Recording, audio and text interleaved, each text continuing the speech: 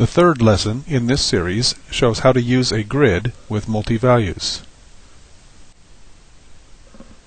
In this lesson, we're going to use the click event from the orders drop-down list to trigger reading an order record from the orders file, extract the order data, and populate the grid with the order items.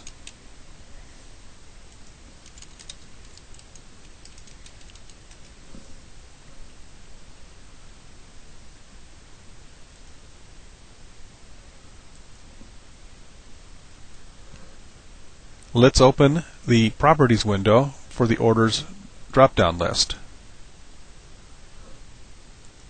Select the Events tab and check the Click event. Now let's write the event handler code for this event.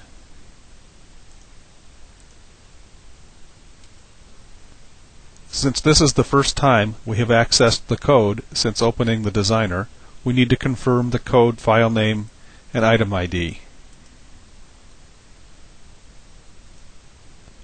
When we receive a click event from a list control, the index of the item that was selected is returned in the GUI args variable. The structure of the GUI args variable is documented in the AccuTerm Programmer's Guide and in the online help.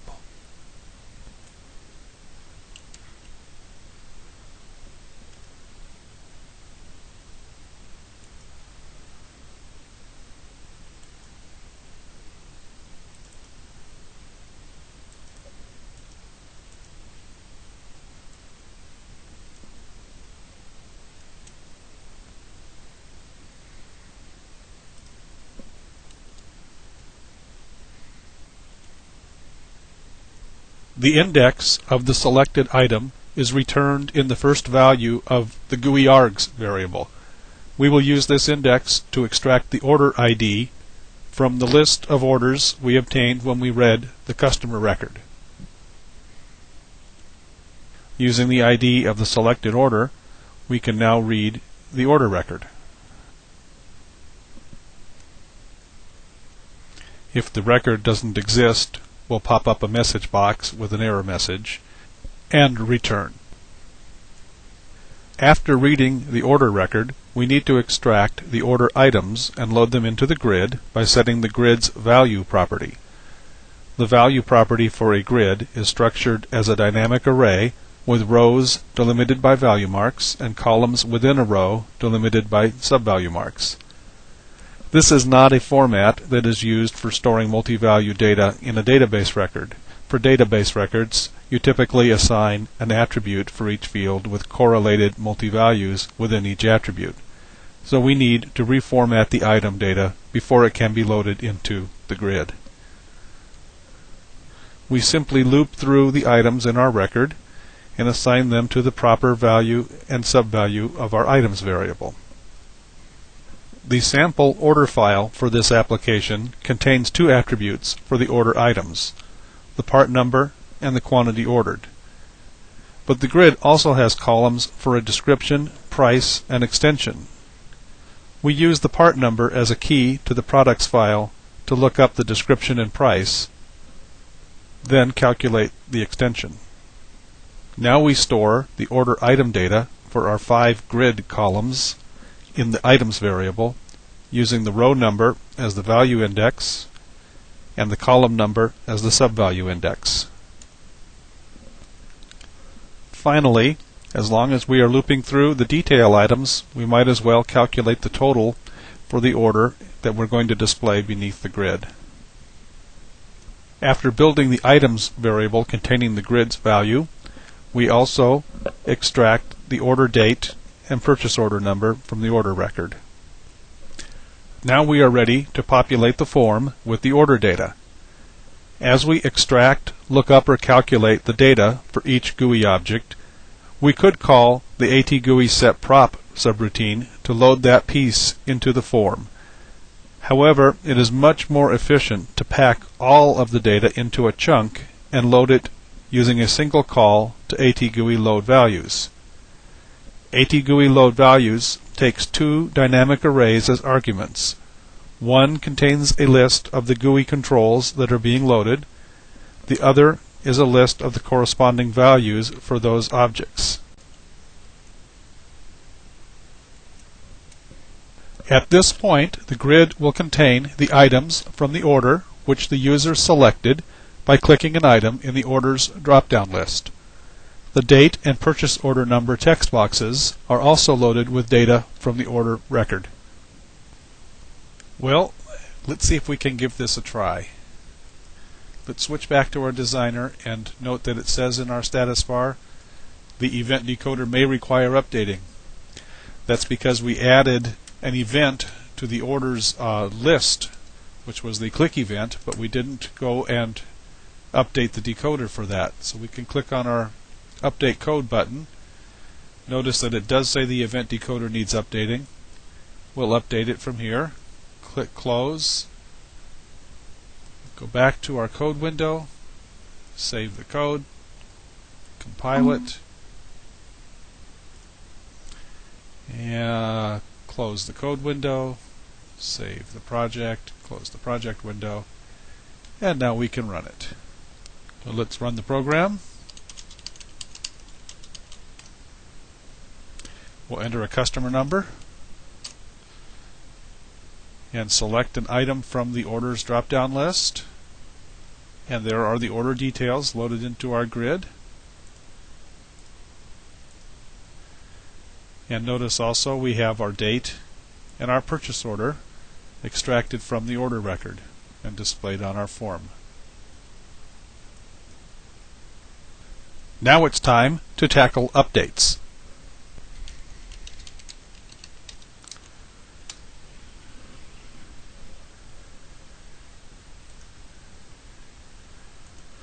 The OK button is typically used in Windows applications to indicate the user's acceptance of the data shown in the form. We are going to use the OK button to save the order data which the user entered or modified. Let's first verify that the OK button will fire a click event. Since click is the default event for a command button, it's already checked. So let's proceed to the click event handler in code.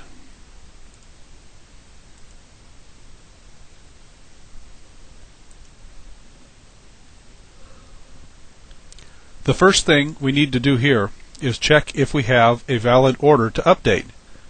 We can check the cust_id and inv.id variables to make sure we have a valid customer in order. But first, let's make sure these variables accurately reflect the state of the program.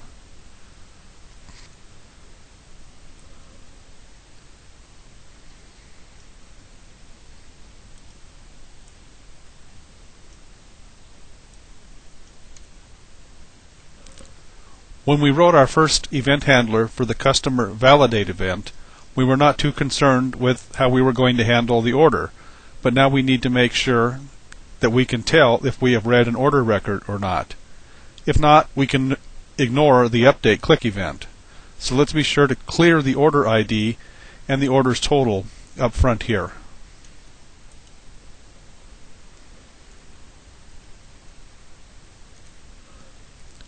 And also when the customer's ID changes, which is handled by the validate event. Recall that the validate event fires when the user changes data in a field and moves to another field by pressing the Tab key or clicking on another control. Now that the cust.id and inv.id variables accurately reflect the program state, let's work on the OK button click event.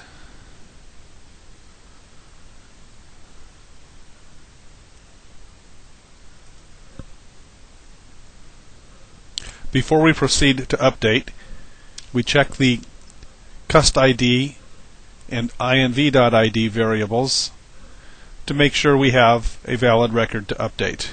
The first step in the update process is to retrieve the contents of the GUI objects on the form. For this application, we are going to use AtGUI getValues which complements AccuTerm load values, which we used when we populated the form with data from the order record. As before, we build a list of control IDs, which we are interested in, and call AccuTerm getValues, which returns a corresponding list of the values of those objects. Using AccuTerm getValues is not the only way of retrieving the values of the GUI objects. We could have used individual calls to AccuTerm getProp to return the value property of each object one at a time, but this is not a very efficient method. Or we could have used AccuTerm getUpdates, which returns a list of GUI object IDs for each control whose value was changed by the user, along with the corresponding new values. This might be a better choice for a complex form with many objects, but the simple AccuTerm getValues is fine for this small project. Now we extract the new date and purchase order number values, convert the date to internal form, and retrieve the order items from the grid's value in a loop. We update the order record and write it to the orders file.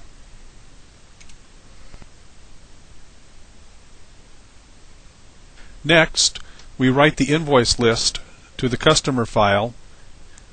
When we write the event handler for the new order button, we'll add the new order ID to this list, so we're just anticipating here. Finally, we clear the customer and order IDs and reset the form by calling AccuTerm reset. AccuTerm reset resets the value property of each object to its default initial value.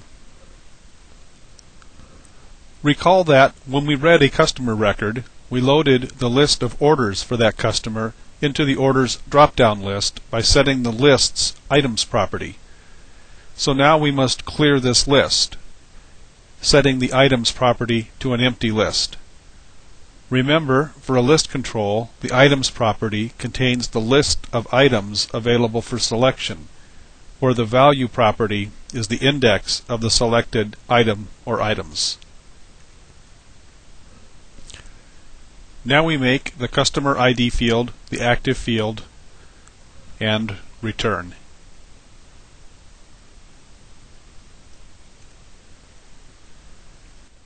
This completes the update. Okay, let's check our work. Let's save the code, compile it, close the code window, save the project, close the project window, and run the program. We'll enter a customer, press Tab, and see if we have some orders to choose from. We'll pick an order. Let's just change our purchase order number to see if it sticks. And how about change the quantity of this item in our grid? We'll click OK to save the changes. Let's use the same customer number again.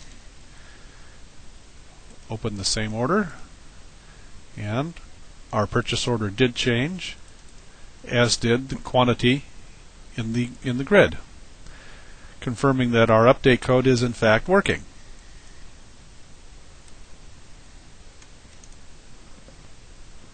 We have two remaining events to complete for this lesson: the Cancel button and the New button click events.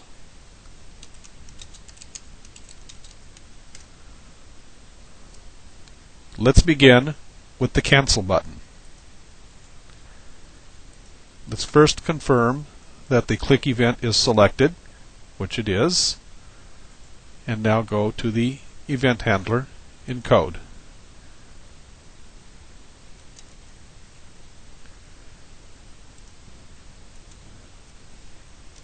Before we proceed with the cancel action, it is polite to check if the user has any unsaved changes and give him the option of aborting the cancel.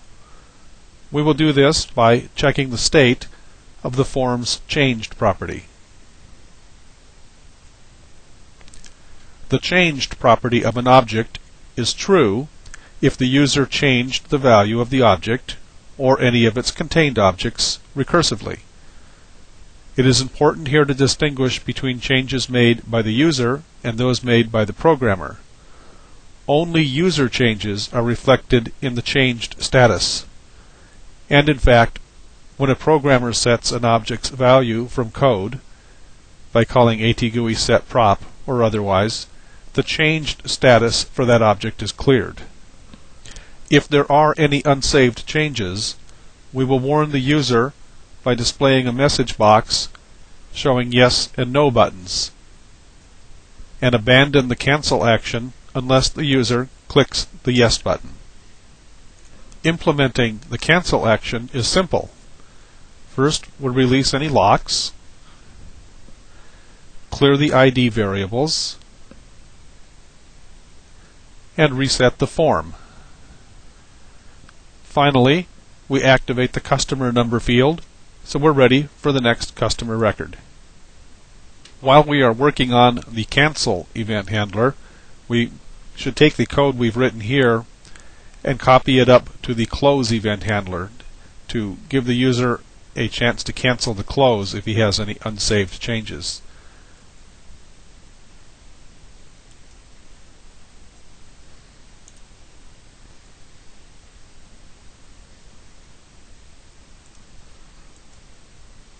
And now we have one more event handler to write.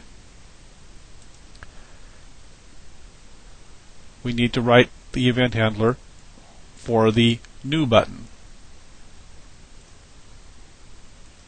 Again, the click event is already selected.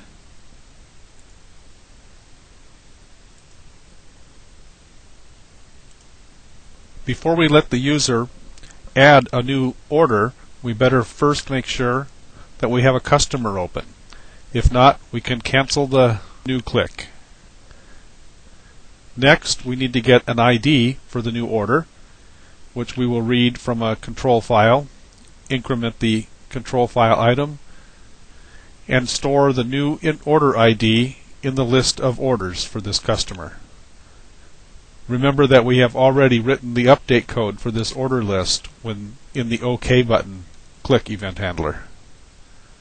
For a new order, let's set the date to today's date and initialize the total. Also, we need to update the order list on the GUI form with the new list of orders, which includes our new order number.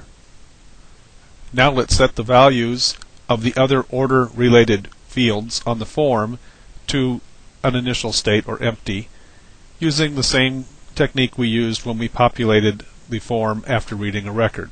But this time we will just use empty values or today's date in the case of the date field.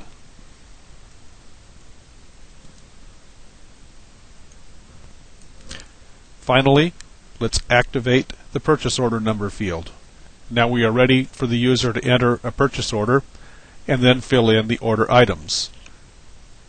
The technique that we'll use for filling in the order items will be in the next lesson. Let's check out our work.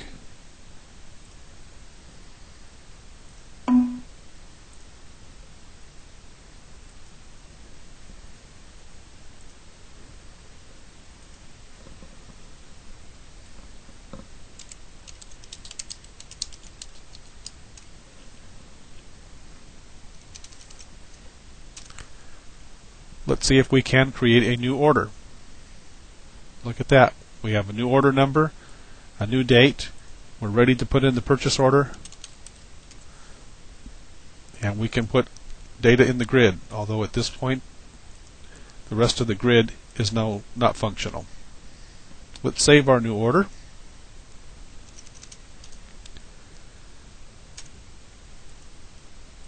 Select it from the list and note that everything is saved except the grid. Let's check our cancel button.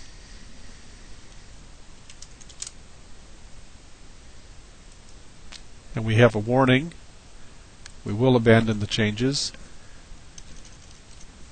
And we should see the same kind of action if we try to close the form.